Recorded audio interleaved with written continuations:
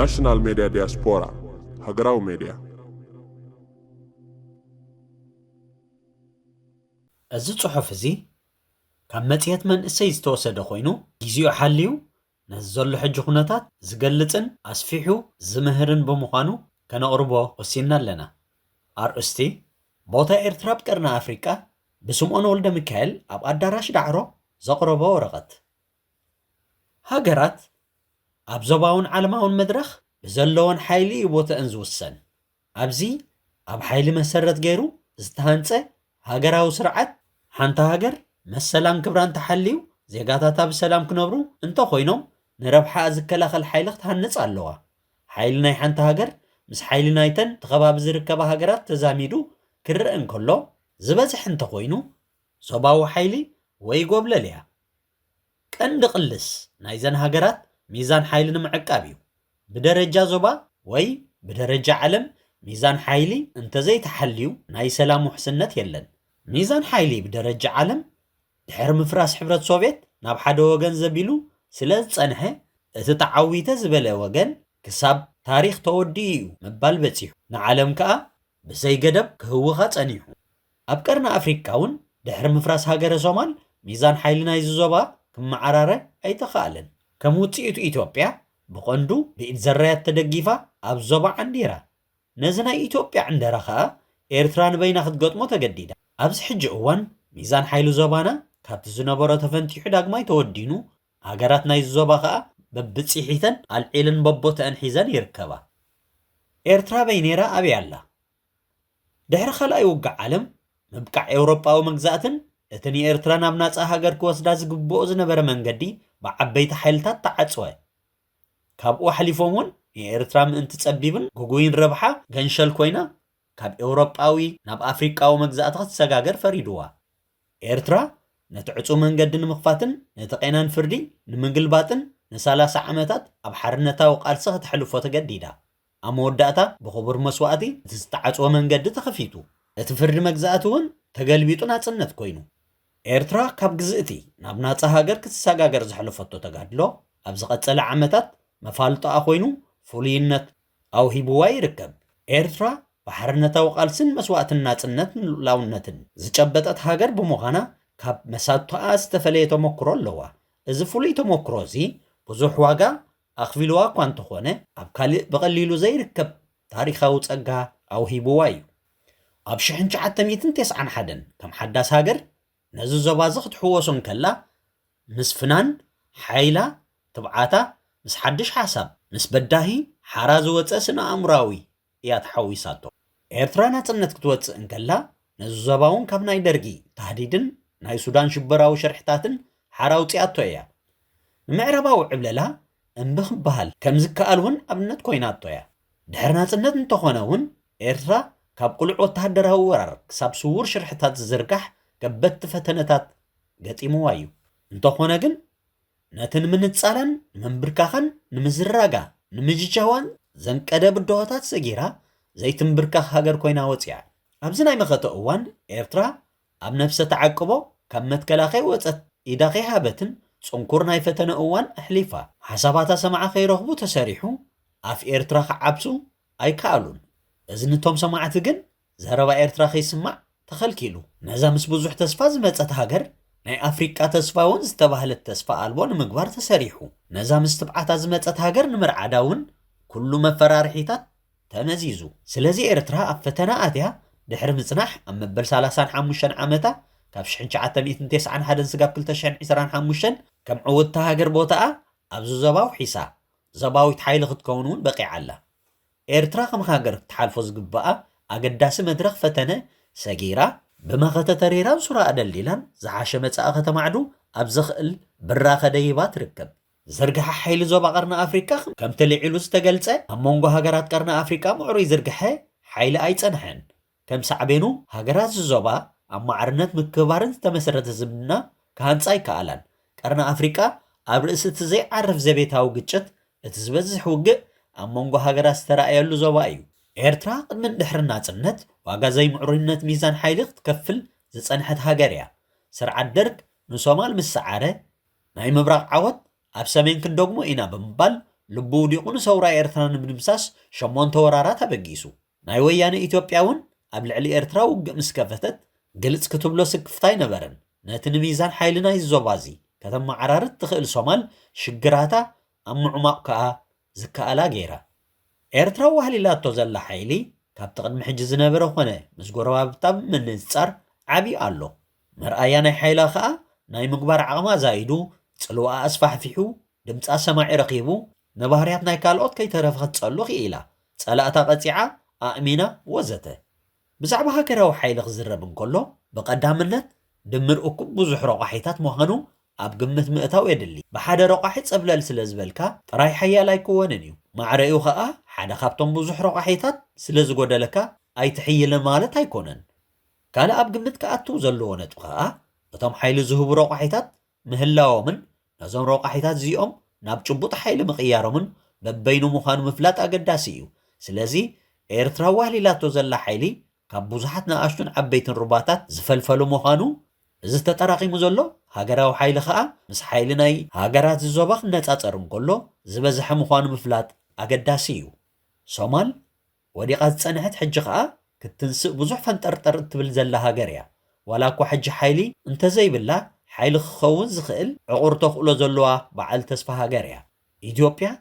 ተጸባቢቐን ተደጋጊፋን ክትሳለ ዝጸንሐት ሕጂ ግን ዕርቃና ዝወፀት ሃገር እያ ክትመስል እምበር ክትከውን ፈቲና ዘይትፈልጥ ብምዃና ዝዓበየ ጸገማ እዩ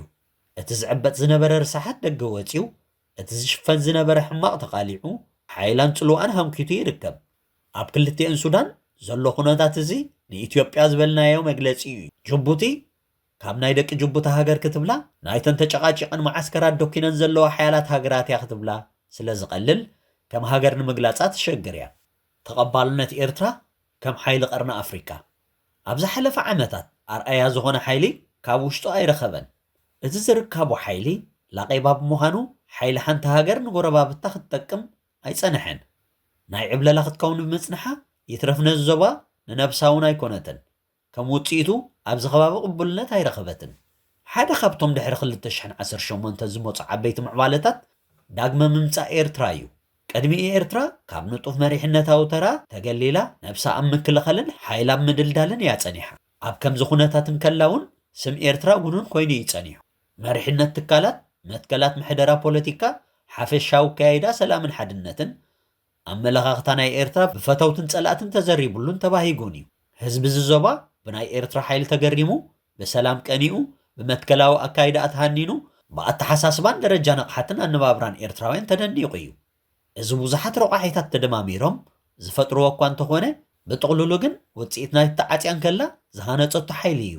ዞባዊ ሓይሊ ንምዃን ኣብ መንጎ ብዙሓት ረቋሒታት ሰለስተ ነገራት ብሓንሳብ ክጋጠሙ የድሊ ቀዳማይ ጸብለልታ ናይ ሓይሊ ክኸውን እንከሎ እቲ ካልኣይ ከዓ ናይ ምምራሕ ቅርብነት ምርኣይ እዩ ከም ሳልሳይ ረቋሓ ከዓ ክእመነልካን ተቐባልነት ትረክብን ኣለካ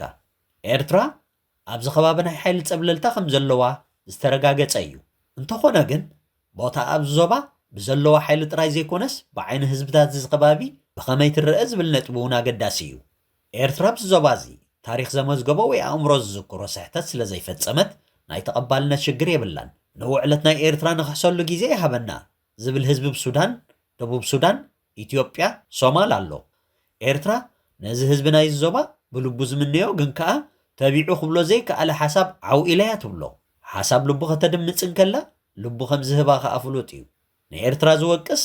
ወይ ዝእውድ ህዝቢ ኣብዚ ከባቢ የለን እዚ ነቲ ኤርትራ ከም ዞባዊት ሓይሊ እትገብሮ ምንቅስቓስ ዓብ ጸጋ እዩ ኤርትራ ጸጥታን ርግኣትን ናይ ዞባ ንምሕላው ብርክት ዝበሉ ተበግሶታት ብሓሳብን ግብርን ብምውሳድ ናይ ምርርጋእን ምራሕን ሓላፍነት ተፃዊታ እያ ድልየትን ናይ ምግባር ዓቕምን ኤርትራ ብህዝቢ እዚ ከባቢ ተመስኪር እዩ ኣብ ውድቀት ሶማል እምኒ ዘይሰንደወት ሃገር ኣብ ዞባ የላን ንምትንስኣ ግን ብዘይካ ኢድ ናይ ኤርትራ ኢዳ ዝዘርግሐት ሃገር ክሳብ ሕጂ የላን ሱዳን ቅድሚ ክልተ ምዃና ኣብ ዝነበረ ግጭት ተበጉሶ ኤርትራ ንምትህድዳእን ፍታሕ ንምምፃእን ቀሊል ኣይነበረን እታ ናይ ወያነ ኢትዮጵያ ኣንጻር ነብሳን ከባቢኣን ምስ ኮነት ኣደብ ንምትሓዛ ብኩሉ መልክዓት ዝመከተት ሃገር መን እያ ኤርትራ ሓይሊ ንምዃን ውድባውን ስነ ሓሳባውን ብልጫ ኣለዋ መንግስቲ ኤርትራ ኣብ ዞባ እቲ እንኮልኡላዊ ስልጣን ዘለዎ መንግስቲ እዩ ኣብ ዝሓለፈ እዋናት ከም መንግስቲ ኤርትራ ዝመስል መንግስቲ ክህልዎም ዝደልዩ ህዝብታት ትምኒቶም ብዓወት ክገልጹ ተሰሚዖም እዮም ኤርትራ ተሃራፊ ዝኾነ ሓሳብ ኣለዋ ክርዕምዎ ዝደልዩ ከዓ ብዙሓት ኣለዉ ስለዚ ብልጫታትናን ንምዕቃብን ንምዝያድን ዘለና ቁጠባዊ ፖለቲካዊ ባህላውን ትእሳር ከነሐይል ናይ ምምራሕ ተራና ኣጸቢቕና ክንጻወት ስነ ሓሳባዊ ጸጋታትን ነዞባ ክነርእዮን ክንቀርበሉን ነዞባዊ መዋቕር ንምሕያልን ምትዕርራይን ተበግሶ ክንወስድ ቀርኒ ኣፍሪቃ ኣብ ክፍሊ ዓለማውን መድረኻት ኣፍ ዝኾና ጸጥታዊ ረብሓታቱ ዝከላኸል ሓይሊ ሲኢኑሉ ዘሎ ነዚ ሃጓፍ እዚ ክንመልእ የድሊ ህዝቢ ቀርኒ ኣፍሪቃ ዝደልዮ ኣብ ኤርትራ ኣሎ ህዝቢ ቀርኒ ኣፍሪቃ ብዙሕ ብሓባር ዝበፅሖ ታሪኽን ሕጂ እውን ብሓባር ኮይኑ ዝምንዮ ናይ ሓባር መጻእን ዘለዎ ህዝቢ እዩ ብደረጃ ህዝቢ ናይ ሓባር ድሌት ምህላው ኣብ ሕቶ ዝኣትው ኣይኮነን እዚ ዞባ ብቐዳምነት ምትሕብባር እዩ ዝደሊ ቀርኒ ኣፍሪቃ ብታሪኽ ብባህሊ ብትውልዲ ኣዝዩ ዝተቐራረበ እዩ ብሓንሳብ ክበልዕ ከዋግዕ ክጽሊ ክስዕስዕ ይኽእል ንምትሕብባሩ ዝዕንቅጽ ማሕበራዊ ባህላዊ ታሪኻዊ ረቋሒ የለን ድሕሪ 2018 ኣብ መንጎ ኤርትራን ኢትዮጵያን ሶማልን ዝጀመረ ምሕዝነት ናብ ሱዳንን ደቡብ ሱዳንን ንኽሰፍሕ ግዜ ይወሰደሉን ምኽንያት እቲ ምትሕብባር ተደላይ ስለ ዝኾነ እዩ ህዝቢ ዝዞባ ብዘይተረፍ ካብ ግዳማዊ ምትእታው ናፃ ዝኾነ ኣካይዳ ይደሊ ጸረ ግዳማዊ ምትእታው ዝኾነ ተሓሳስባ ብዝነፀረ ኣገባብ ግን ኣበይ ኣሎ ብዕሊ ኸመን ይጉስጉሰሉን ይነብሮን ኣብዚ ዞባ ኣብ መሬቱ ሙሉእ ስልጣን ዘለዎ መንግስቲ መን እዩ ኤርትራ ኣንጻር ዕብለላን ምትእታው ከተካይዶ ጸንሐት ተቃውሞ ንስማ ዘይተንበርካኺት ከስፍር ገይሩ እዩ እዚ ከዓ ብህዝብታት ናይ ዞባ ከም ትኽበር ገይሩዋ እዩ ህዝቢ ዝዞባ ብቐቢላዊ ብሄራዊ ሃይማኖታዊ ግርጭታት ብምርብራቡ ስኒት ምክህባር ሓድነት ዘለዎ ህይወት ይደሊ ኣብ ጎረባብትና ብዝተፈላለየ ምኽንያታት ኣብ መንጎ ህዝቢ ዝተፈጠረ ጽልእን ምጥርጣርን ዘዕሙቕ እምበር ዝድምስስ መሪሕነት ኣይተፈጥረን ከም ውፅኢቱ ቀቢላውነት ብሄራውነት ሃይማኖታዊ ጥሩፍነት መለለይ ናይ ዞባ ኮይኑ ጸኒሑ ኣብዚ ዕንክሊል እዚ ክነብር ድሌት ዘለዎ ህዝቢ የለን ኤርትራ ሃገራዊ ስኒት ሃገራዊ ሓድነት ምክብባርን ማዕርነት መሰረት ዝገበረ ዝምድና ብዞባን ምስፋን ዝኸደቶ ርሕቐት ነዊሕ እዩ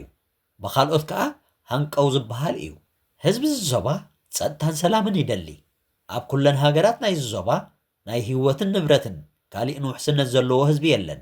ርጉጽነት ውሕስነት ግሙት ህይወት ዝበሃል የለን ኣብ ዝኾነ እዋን ክትቅተል ክትዝረፍ ክትዕመፅ ክትዝለፍ ክትፈራራሕ ትኽእል ኢኻ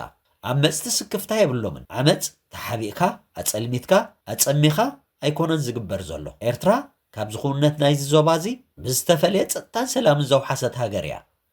ኣብ ኤርትራ ዘሎ ሰላምን ጸጥታን ናብ ጎረባብትና ክልሕም እቲ ድሌትን ብወገን ኤርትራን ብወገን እቶም ብስእነት ጸጥታን ሰላም ዝሳቀዩ ዘለዉ ጎረባብታ ኣሎ እቲ ህዝቢ ናይ ዞባ ሃረር ዝብሎ ጸጥታን ሰላምን ኣብ ኤርትራ ምህላው ከዓ ተወሳኺ ጸጋና እዩ መደምደምታ ኤርትራ ኣብዚ ሕጂ እዋን ንሚዛን ሓይሊ ናይ ዞባ ንሰላምን ምርግጋእን ናይ ዞባ ጸጥታዊ ረብሓን ብዘገልግል ኣገባብ ንምድዋኑ ዘኽእላ ቁመና ሒዛላ ጎረባብቲ ሃገራት ከዓ ንሓይላ ኣሚነናሉ ኣለዋ ስለዚ ሓይለናን ዝናናን ንኽዕቀብ ከም ናይ ዞባ ሓይሊ ከዓ ብጥንቃቐ ክንዋሳእ ኣለና መጽሔት መንእሰይ ብስምዖን ወልደ ሚካኤል ኣብ ኣዳራሽ ዳዕሮ ዘቕረቦ ወረቐት ብጣዕሚ ነመስግን